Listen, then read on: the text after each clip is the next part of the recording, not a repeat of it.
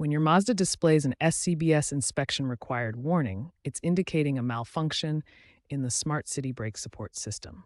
This advanced safety feature is designed to prevent or reduce the severity of low-speed collisions.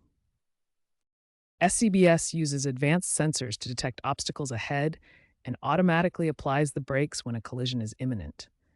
The system operates at speeds under 30 kilometers per hour and is part of Mazda's comprehensive iActive Sense safety suite. SCBS systems use different types of sensors depending on the model year. The forward sensing camera is located behind the windshield and uses advanced image processing to detect vehicles and obstacles ahead. Some models use radar sensors located in the front grille. These sensors emit radio waves to detect objects and are generally more reliable in adverse weather conditions compared to camera-based systems. The most common cause of SCBS warnings is dirty or obstructed sensors, accounting for approximately 60% of all cases. When sensors are covered with dirt, snow, ice, or debris, they cannot function properly.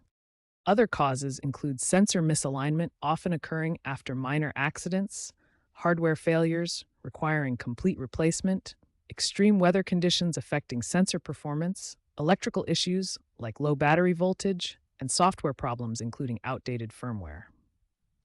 It's crucial to address SCBS warnings promptly to maintain the effectiveness of your Mazda's safety features. Ignoring these warnings can compromise your vehicle's ability to prevent accidents and protect you and your passengers. When the SCBS warning appears, start with basic maintenance steps you can perform yourself. First, clean the sensors with a microfiber cloth and appropriate cleaning solution. Next, check your battery voltage to rule out electrical issues. Low battery voltage can cause intermittent SCBS malfunctions and trigger false warnings. If the warning persists after basic maintenance, professional diagnosis is necessary.